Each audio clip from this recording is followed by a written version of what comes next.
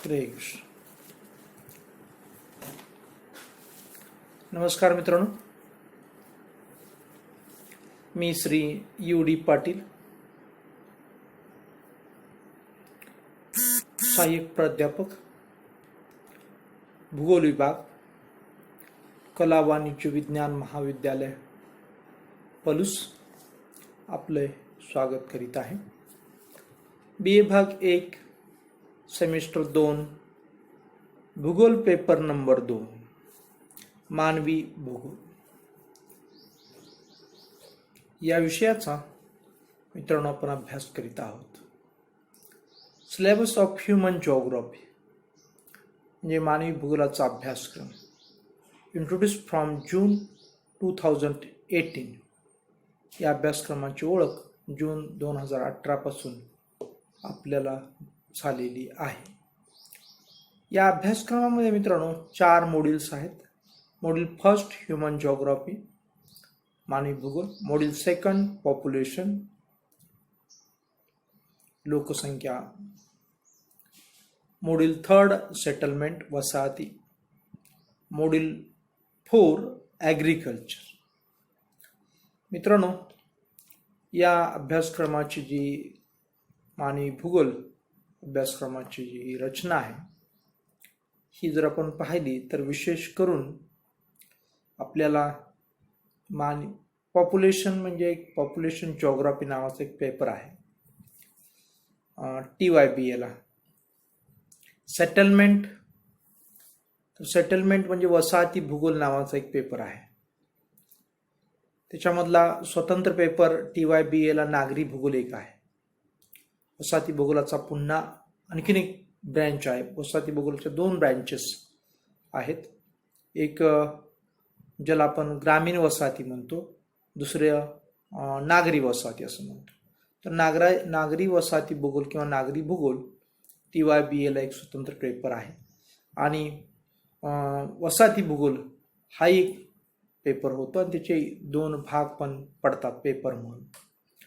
आणि मॉड्यूल 4 ज्याला आपण ॲग्रिकल्चर म्हणतो तो कृषी भूगोल असा एक पेपर आहे. म्हणजे या सर्व मानवी भूगोलाच्या शाखा आहेत, त्याच्या उपशाखा आहेत. या सर्व गोष्टी अत्यंत व्यापक आहेत, परंतु या ठिकाणी तुम्हाला याचं फक्त इंट्रोडक्शन किंवा परिचय या सर्व विषयांचा करून देण्याचा इथं मानस आहे अभ्यास मंडळाचा. आणि मग त्यातला जो पहिला चॅप्टर आहे ह्यूमन जिओग्राफी म्हणजे मानवी भूगोलाची ओळख म्हणूया आपण किंवा विषय प्रवेश म्हणूया. या चॅप्टरला आपण गेले काही दिवस सुरुवात केलेली आहे. तर मानवी भूगोल विषय प्रवेश यामध्ये मित्रांनो मॉड्यूल फर्स्ट ह्यूमन जिओग्राफी यामध्ये meaning and definitions of human geography म्हणजे मानवी भूगोल म्हणजे काय, मानवी भूगोलाची व्याख्या. त्याच्यानंतर नेचर ऑफ ह्यूमन जिओग्राफी मानवी भूगोलाचं स्वरूप. त्यानंतर स्कोप ऑफ ह्यूमन जिओग्राफी मानवी भूगोलाची व्याप्ती आणि ब्रँचेस ऑफ ह्यूमन जिओग्राफी मानवी भूगोलाच्या शाखा आणि इम्पॉर्टन्स ऑफ ह्यूमन जिओग्राफी मानवी भूगोलाचं महत्त्व. अशा या मुख्य मुद्द्यासह आपण या चॅप्टरचा अभ्यास करणार आहोत. यामध्ये आपण meaning and definitions of human geography हा सर्व भाग आपण संपवलेला आहे.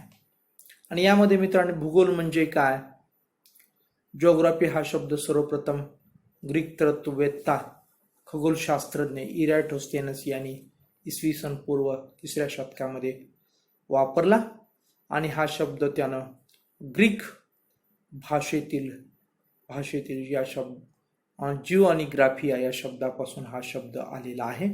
जिओ म्हणजे अर्थ आणि ग्राफिया म्हणजे स्टडी, म्हणजे स्टडी ऑफ द अर्थ असा त्याचा अर्थ भूगोलाचा होतो पहा.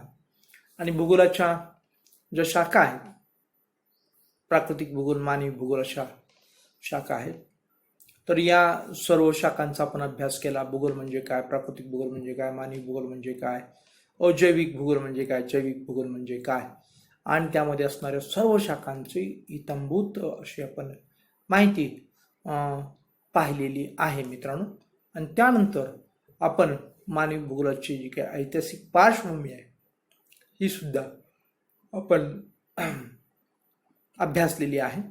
याच्यामध्ये आपण अगदी प्राचीन काळापासून ते अलीकडच्या काळापर्यंत मानवी भूगोलाच्या जी काही विकासाची थोडक्यात किंवा ऐतिहासिक पार्श्वभूमी थोडक्यात आपण अभ्यासलेली आहे. आणि आपण हेही पाहिलं की फ्रेडरिक रॅडजल या जर्मन शास्त्रज्ञाला विशेषतः आधुनिक मानवी भूगोलाचं जनक म्हणून मानतात, विशेषतः म्हणण्यापेक्षा मानतातच मित्रांनो. आणि इतरही शास्त्रज्ञ आहेत, या शास्त्रज्ञांचं खूप मोठं योगदान या ठिकाणी मानवी भूगोलाच्या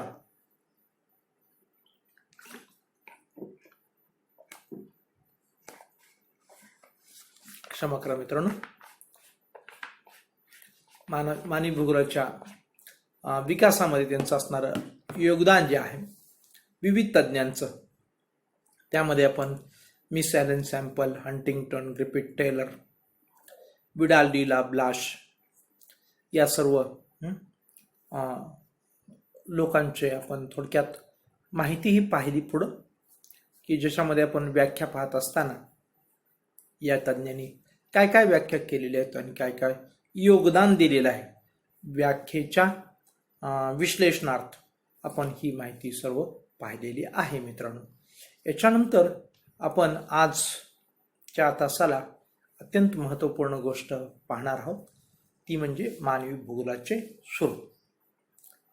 आता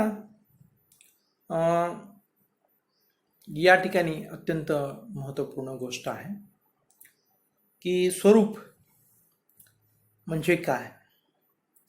आपल्या सर्वांना माहिती आहे की एखाद्या विषयाचा अभ्यास कशा प्रकारे केला जातो हे स्वरूपामध्ये अभ्यासलं जातं, किंबहुना त्यामध्ये अभ्यासल्या जाणाऱ्या घटकाचं स्वरूप काय आहे हे पण अभ्यासलं जातं. या ठिकाणी मित्रांनो आपण मानवी भूगोल हे आपल्या पेपरचं नाव आहे आणि मानव आणि भूगोल हे आपल्या अभ्यासाचे विषय आहेत. आणि मग त्यांचं स्वरूप आपल्याला अभ्यासायचं आहे. मानवाचं असू दे किंवा भूगोलाचं असू दे किंवा दोघांचं एकत्रितही असू दे, हे स्वरूप आपल्याला अभ्यासायचं आहे. आणि त्यावरून आपण मानवी भूगोलाचं स्वरूप समजून घेण्याचा प्रयत्न करणार आहोत. मित्रांनो, आपण गेले अनेक तास थोडंसं मानवी भूगोलाचा अभ्यास किंवा मानवी भूगोल म्हणजे काय हे समजून घेण्याचा प्रयत्न केलेला आहे. हे आपल्याला किती समजलं, रुचलं, पचलं अशा अनेक प्रश्न माझ्यासमोर आहेत मित्रांनो. कारण आपलं डायरेक्ट कम्युनिकेशन नसल्यामुळं या संदर्भात मनामध्ये संशय निर्माण होतो की तुम्हाला ह्याचं किती आकलन झालेलं आहे. फक्त मी गृहीत धरतो की तुम्हाला व्यवस्थितरित्या आकलन झालं असावं. या संदर्भात काही प्रश्न, शंका, अडचणी असतील तर आपण अवश्य मला विचारायचं आहे. कोणत्याही प्रकारचा संकोच आपण करण्याची आवश्यकता नाही आहे. मी स्क्रीनवरती आपल्याला फोन नंबर दिलेला आहे, तो व्हॉट्सअपचा नंबर आहे. फोन करू शकता, व्हॉट्सअपवरती शंका विचारू शकता किंवा ईमेल माझा दिला आहे, ईमेलवरतीही आपण काही शंका विचारू शकता. आणि आपल्या असणाऱ्या मनातील जी काही या विषयातील काही जर अडीअडचणी असतील तर ते आपण विचारू शकता. तर मित्रांनो, मानव हा जो काही प्राणी आहे किंवा मानव हा सुसंस्कृत मानव आहे, तर या मानवाचं भूगोलातील असणारं स्थान, भूगोलाचे असणारे संबंध, भूगोलाच्या या असणाऱ्या रंगमंचावरती मानवाची चालू असणारी नाटकं असे आपण म्हणू शकता, या सर्व गोष्टींचा एकत्रित अभ्यास म्हणजे मानवी भूगोल. अनेक व्याख्या आपण केल्या. आता ही स्वरूपाचा अभ्यास करण्यापूर्वी एक व्याख्या आपण केली. तर मानवी भूगोलाचं स्वरूप हे थोडंसं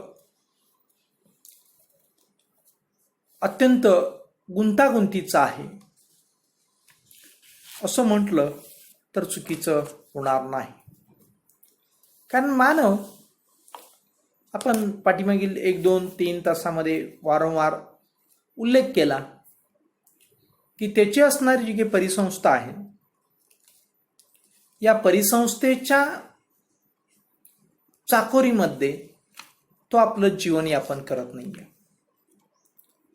मित्रांनो, तो या चाकोरीच्या बाहेर जाऊन आपलं जीवन जगण्याचा प्रयत्न करतो आणि त्यातून ते मग त्याचा अभ्यास करणं हे कठीण जातं.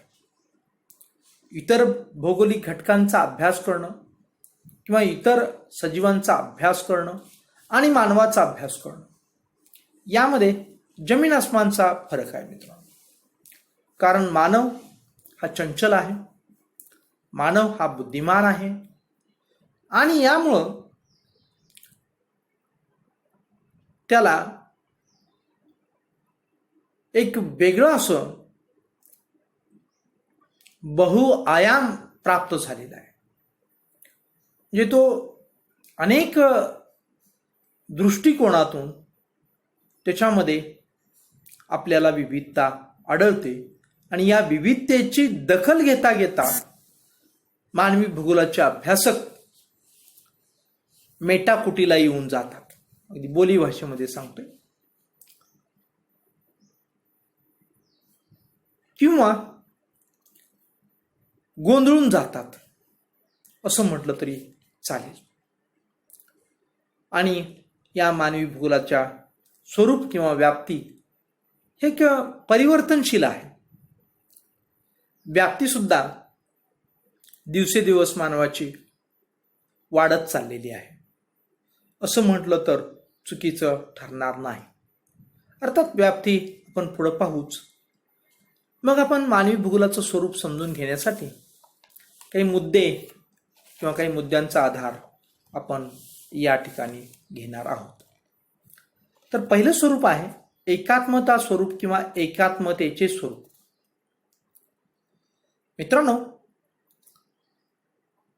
पृथ्वीवरील अनेक भौगोलिक घटक हे वेगवेगळेही असतात आणि त्यांचा एकमेकांशी संबंधही असतो. या निरनिराळ्या घटकांचा एकमेकांशी असलेला संबंध स्पष्ट करणे म्हणजे त्यांची एकात्मता सांगणे होय. आपणही या संबंधाचा अभ्यास मानवी भूगोलामध्ये करतो, अनेक घटकांचा. उदाहरणार्थ मी तुम्हाला सांगतो की कशा प्रकारे संबंध असतात की भूपृष्ठाचा परिणाम हवामानावरती होतो. तर हवामानाचा परिणाम प्राणी व वनस्पती जीवनावरती होतो आणि प्राणी व वनस्पती म्हणजेच जैव घटक आहेत. या जैव घटकांचा परिणाम मानवावरती होतो.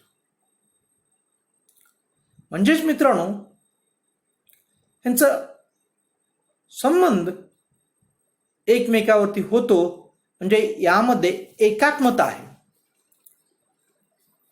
हे परस्पर असे लिंकेज आहे, परस्पर संबंधात्मक स्वरूप शेवटी म्हटलेलं आहे. तेही याच ठिकाणी स्पष्ट होतंय असं म्हटलं तर चुकीचं ठरणार नाही. तर यांचा एकमेकांशी संबंध असतो, जसा भूपृष्ठाचा आणि हवामानाचा. उदाहरणासाठी मी तुम्हाला सांगतो की समुद्र सपाटीपासून तापमान एक हवामानातले एक घटक आहे, प्रभावी घटक. तर आपण पाहू, एकच उदाहरण आपण इथं पाहणार आहोत की जसजसं समुद्र सपाटीपासून आपण उंच उंच उंच उंच जाऊ तसतसं या असणाऱ्या तापमानामध्ये बदल होतो. आणि तो बदल म्हणजे प्रत्यक्ष बदल काय होतो हे सांगू की तापमानामध्ये घट होते. आणि मित्रांनो,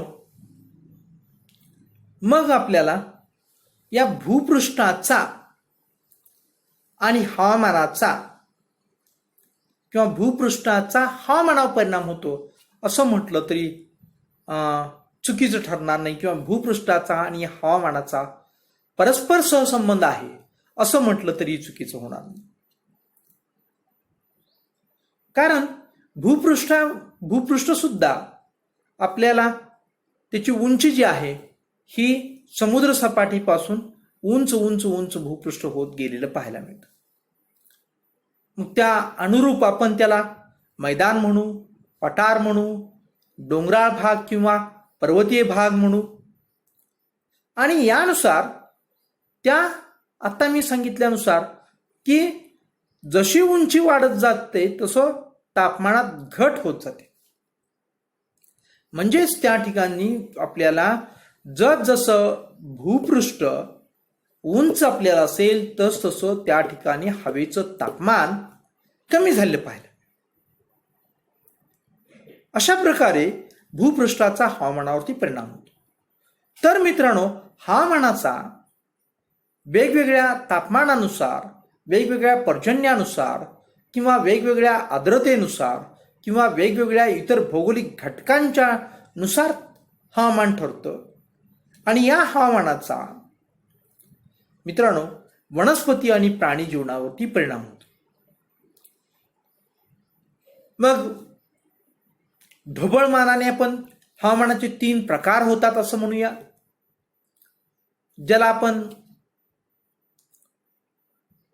उष्णकटिबंधीय हवामान, समशीतोष्ण हवामान, शीत हवामान अशा प्रकारचे झोन किंवा विभाग पृथ्वीवरती आपल्याला पाहायला मिळतात. आणि त्यानुसार त्या ठिकाणी वनस्पती व प्राणी जीवन सुद्धा आढळतं. म्हणजेच मित्रांनो, हवामानाचा जैविक घटकावरती प्राणी असतील, वनस्पती असतील किंवा सूक्ष्मजीव असतील यांच्यावरती परिणाम झालेला आपल्याला पाहायला मिळतो. आणि जैव घटकांचा मानवी जीवनावरती परिणाम होतो. म्हणजे मित्रांनो की प्राण्यांचा आणि वनस्पतींचा म्हणजेच आपण असं म्हणूया की सर्व याच्यामध्ये हवामान पण आहे. अगोदर हवामान आहेत, प्राणी आहेत, वनस्पती आहेत, भूपृष्ठ पण आहे. या सर्वांचा मानवी जीवनावरती परिणाम होतो. आणि मग मानव किंवा मानवाची असणाऱ्या ऍक्टिव्हिटीज किंवा मानवाची असणारी चाली, रीती, रूढी, परंपरा, मानवाची असणारी जी काही मूलभूत गरजा, या सर्व याशी संबंधित असतात. याशी म्हणजे भूपृष्ठ असेल, हवामान असेल, प्राणी असतील, वनस्पती असतील, म्हणजे याशी संबंधित या सर्वांचा मानवी जीवनावरती परिणाम होतो. आणि मानवाचा सुद्धा या सर्व भौगोलिक घटकांच्यावरती परिणाम होतो असं म्हटलं तरी सुद्धा चुकीचं होणार नाही. कारण मानव हा बुद्धिमान प्राणी असल्यामुळं तो या सर्व घटकांच्या मध्ये सुद्धा हस्तक्षेप करत चाललेला आहे. हे आपल्याला या ठिकाणी विसरता येत नाही. आणि त्याचा असणारा जो काही हस्तक्षेप आहे मित्रांनो, हा हस्तक्षेप या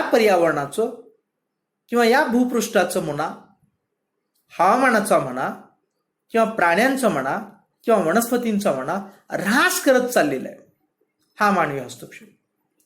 मानवाचा प्रचंड अभ्यास हा संपूर्ण या पृथ्वीचा घात करायला निघालेला आहे, या पृथ्वीचा नाश करायला निघालेला आहे असं म्हटलं तरी चालेल. मानवी भूगोलाचा अभ्यास करणारे लोक म्हणतात की आज जितके पृथ्वीवरती मानव आहेत या संपूर्ण लोकसंख्या दुप्पट तिप्पट झाली तरी सुद्धा या धरणी मातेमध्ये, या पृथ्वीमध्ये या सर्व लोकांचं उदरभरण करण्याची क्षमता असते. म्हणजे भूपृष्ठ, हवामान, प्राणी, वनस्पती या सर्वांच्या मध्ये इतकी ताकद असते की या सर्व मानवाचं पोषण निश्चितपणे ही धरणी माता करू शकते. अशा या धरणी मातेला त्रिवार वंदन. परंतु तज्ञ लोक म्हणतात की एका अभ्यासी व्यक्तीचं पालन पोषण ही धरणी माता करू शकत नाही. हे मित्रांनो वास्तव आहे. आणि आपण जर पाहिलं तर मानवामध्ये सर्वच्या सर्व मानव अभ्यासी आहेत. एखादा अपवादात्मक निसर्गावर प्रेम करणारा निसर्गप्रेमी किंवा परमेश्वरावर प्रेम करणारा एखादा परमेश्वराचा भक्त सोडला तर सर्व लोक प्रचंड अभ्यासी आहेत आणि ते निसर्गाची वाताहत करायला निघाले आहेत. या सर्व गोष्टी आपण मानवी भूगोलाच्या स्वरूपात मध्ये याचा समावेश होतो आणि याच्यामध्ये भिन्नताही आपल्याला पाहायला मिळते. एकात्मिक स्वरूपामध्ये सुद्धा विविधता आपल्याला पाहायला मिळते. म्हणजे कसं की भूपृष्ठ, हवामान, प्राणी, वनस्पती यांचा एकमेकांशी परस्पर संबंध असला म्हणजे एकात्मिक स्वरूप स्पष्ट झाल्यानंतर की याच्यामध्ये सुद्धा विविधता आहे मित्रांनो. म्हणजे आपण जे हवामानाचे रिजन केले की उष्णकटिबंधीय हवामानामध्ये मानवी जीवन वेगळ्या प्रकारचं आहे, समशीतोष्ण कटिबंधामध्ये मानवी जीवन वेगळ्या प्रकारचं आहे आणि शीत कटिबंधामध्ये मानवी जीवन वेगळ्या प्रकारचं आहे. म्हणजे या एकात्मतेचं जे काही स्वरूप आहे याच्यामध्ये सुद्धा आपल्याला या मानवी जीवनामध्ये भिन्नता पाहायला मिळते. हे सुद्धा एक नाविन्यपूर्ण गोष्ट आहे. म्हणजे अशी जी काही विरोधाभास अशी वाक्य विधान यांच्या तुमच्यावरती वारंवार बंबार्डिंग होते. आणि म्हणून मी सुरुवातीला म्हणालो की तुमच्यामध्ये गोंधळ कदाचित ध्यानपूर्वक ज्यांनी श्रवण केलेलं आहे त्यांच्या मनामध्ये काही प्रश्न निर्माण होऊ शकतात. आणि म्हणून तुम्ही कोणत्याही प्रकारचा संकोच न बाळगता या प्रश्नांच्या संदर्भात माझ्याशी तुम्ही संपर्क करायचा आहे. तर अशा प्रकारे एकात्मतेचं स्वरूप आपण पाहिलेलं आहे. याचबरोबर मित्रांनो की या सर्व गोष्टींचा कोणत्या भूपृष्ठ असेल, हवामान असेल, प्राणी असेल, वनस्पती असेल या सर्व गोष्टींचा मानवाच्या आर्थिक व सांस्कृतिक जीवनावरती सुद्धा परिणाम होतो आणि त्यामध्ये सुद्धा विविधता असलेली आपल्याला पाहायला मिळते. हे लक्षात घ्या. परंतु एकात्मता सुद्धा आहे. म्हणजे मानवाचे आर्थिक आणि सांस्कृतिक जीवन सुद्धा या भौगोलिक घटकांशी यांची नाळ जोडलेली आहे. हे या ठिकाणी आपण लक्षात घेणं अत्यंत महत्वपूर्ण आहे. मानवी भूगोलामध्ये मित्रांनो की मानव आणि हे सर्व भौगोलिक घटक यामध्ये एकात्मता आपल्याला पाहायला मिळते. यावरून एकात्मतेचे स्वरूप स्पष्ट होतं आणि मानवाचं सुद्धा जे काही जीवन आहे मग त्याच्यामध्ये आर्थिक असेल, सांस्कृतिक असेल यांच्यामध्ये सुद्धा आपल्याला एकात्मता असलेली पाहायला मिळते. उदाहरण म्हणून जर द्यायचं झालं तर उदाहरण सुद्धा या ठिकाणी देता येईल. जशी एखादी आर्थिक क्रिया आहे, ही आर्थिक क्रिया मित्रांनो या असणाऱ्या सर्व भौगोलिक घटकांच्यावर त्या अवलंबून असते. म्हणजे भूपृष्ठ असेल, हवामान असेल, प्राणी असतील, वनस्पती असतील, किंवा यांचं सर्वांचं एकत्रित भौगोलिक पर्यावरण म्हणू. या भौगोलिक पर्यावरणाचा आणि आर्थिक घटकांचा एकमेकांशी अत्यंत घनिष्ठ संबंध असतो. उदाहरणार्थ पलूसमध्ये की तुम्हाला एका सरकारी बँकेनं लोन दिलं आणि एक अट्ट घातली की तुम्हाला 10 लाखाचं लोन देतो, तुम्ही मोठं शोरूम उभा करा आणि त्या शोरूममध्ये पुन्हा तुम्हाला लोन देतो की तुम्ही त्यामध्ये माल भरा आणि बिझनेस करा. परंतु आम्ही सांगतो तोच बिझनेस करायचा या मोठ्या शोरूममध्ये. गरम कपड्यांचं काय करायचं, मोठं शोरूम उभा करायचं आणि त्याच्यामध्ये गरम कपडेच फक्त ठेवायचे आणि त्याची विक्री करायची. अशी जर अट्ट तुम्हाला बँकेनं घातली तर तुम्ही काय कराल? तुम्हाला असणारी ही जी काही आर्थिक घडामोड किंवा ज्याला बिझनेस म्हणतो, व्यवसाय म्हणतो, करण्याची जर तुम्हाला संधी मिळाली तर तुम्ही मित्रांनो ही स्वीकाराल का? नाही स्वीकारणार. कारण तुम्ही काय म्हणाल की या पलूसमध्ये गरम कपड्याचा व्यवसाय चालेलच कसा? या ठिकाणी उष्ण हवामान आहे. म्हणजेच तुमचा असणारी ही जी काही आर्थिक ऍक्टिव्हिटीज आहे ही कोण ठरवते? निसर्ग ठरवतो किंवा पर्यावरण ठरवतो. म्हणजेच या ठिकाणी सुद्धा आपल्याला एकात्मता आहे, यांचा संबंध आहे एकमेकांशी आणि हा संबंध नाकारून झुगारून आपण व्यवसाय इथं करू शकत नाहीये. किंबहुना आपण हिमालयामध्ये गेलो किंवा जम्मू काश्मीरमध्ये गेलो आणि त्या ठिकाणी आपण शीतपेयांचा व्यवसाय करायचं ठरवलं तर आपण शीतपेयांचा व्यवसाय तिथं करू शकत नाही. त्या ठिकाणी तो व्यवसाय चालणार नाही. तर आपण अधिक बुद्धिमान किंवा आपण असणाऱ्या या भौगोलिक परिस्थितीचा अभ्यास करून आपण काय करू की आर्थिक घटक आणि निसर्ग यांची नाळ जोडू आणि एकात्मतेचा काय करू, आपण मिलाप घडवून आणू आणि आपण व्यवसाय कसा करू की या ठिकाणी जो काही आपण गरम कपड्याचा व्यवसाय आहे तो आपण जम्मू काश्मीरमध्ये घेऊन जाऊ आणि त्या ठिकाणी गरम कपड्यांचा व्यवसाय आपण करू आणि त्या ठिकाणचा असणारा शीत पेयांचा व्यवसाय आहे तो आणून आपण पलूसमध्ये स्थापन करू. याला म्हणायचं एकात्मता किंवा हवामानाशी एकरूप होऊन, भौगोलिक पर्यावरणाशी एकरूप होऊन हे आर्थिक घडामोडी सुद्धा मानवाच्या घडतात. म्हणजे फक्त मानवाचं असणारी जी काही मूलभूत गरजा, मानवाचं असणारं जीवन यापन हेच फक्त निसर्गाशी समरस झालेलं आहे असं नाहीये मित्रांनो. तर की माणसाचे व्यवसाय सुद्धा काय झाले आहेत की या निसर्गाशी समरसून गेलेले आहेत असं आपण या ठिकाणी म्हणू शकतो. सांस्कृतिक जीवनाच्या संदर्भात सुद्धा अनेक उदाहरण देता येतं. मानवाची संस्कृती म्हणजे काय?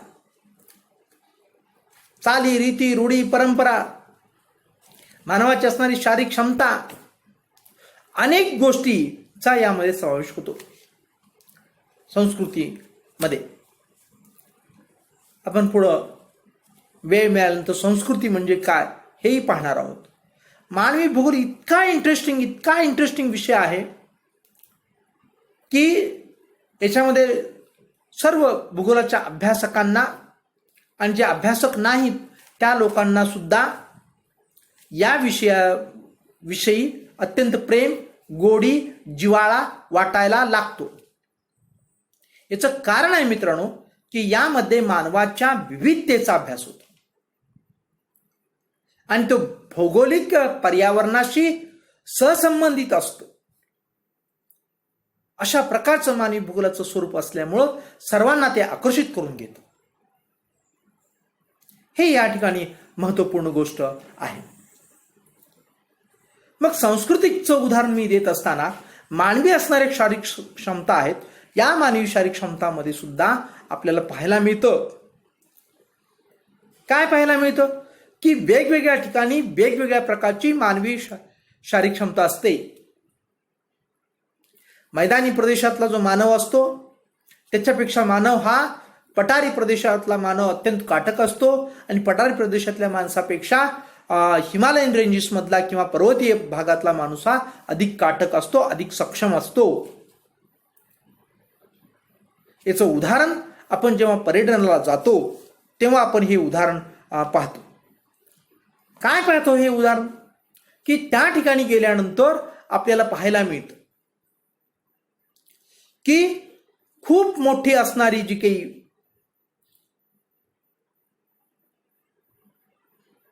पर्यटन स्थळ, उदाहरणार्थ आपण ज्याला वैष्णोदेवी म्हणतो किंवा बद्रीनाथ, केदारनाथ अशा ठिकाणी आपल्याला जायचं आहे.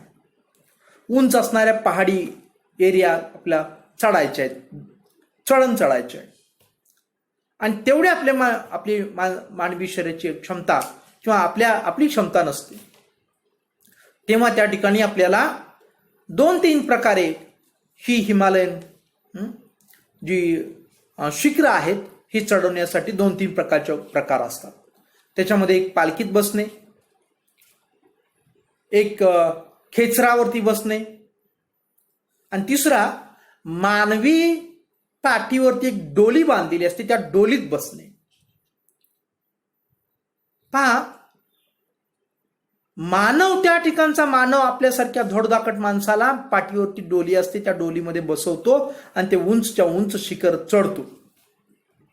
त्याची असणारी काटकता, त्याची असणारी शारीरिक क्षमता कोणी बहाल केली? निसर्गानं बहाल केली, तिथल्या असणाऱ्या परिस्थितीनं बहाल केली.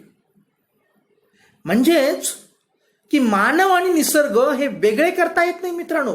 म्हणून मानवी भूगोलाचा किंवा मानवाचा खऱ्या अर्थानं कुठं अभ्यास होत असेल तर तो भूगोलात होतो आणि मानवी भूगोलात होतो, भूगोलातल्या मानवी भूगोलात होतो असं म्हटलं तर चुकीचं होणार नाही.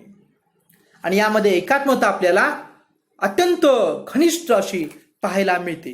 हे आपण सांस्कृतिक घटक एक मी सांगितला, आर्थिक घटक एक सांगितला आणि अशा प्रकारे आपण ही जी काही मानवी जीवन आहे आणि भौगोलिक घटक आहेत यांचा एकमेकांच्या पासून परस्पर असं वेगळं करता येत नाही, हे या ठिकाणी महत्त्वपूर्ण गोष्ट आपण लक्षात घेतो. म्हणजेच या ठिकाणी एकात्मता आहे आणि त्यावरून आपल्या एकात्मतेचे स्वरूप स्पष्ट होतं. तेव्हा मित्रांनो, मानवी भूगोलाचं जे काही स्वरूप आहे त्यातलं पहिलं स्वरूप या ठिकाणी स्पष्ट केल्यानंतर आपण इथं थांबणार आहोत, कारण या ठिकाणी आपली वेळ संपते. धन्यवाद.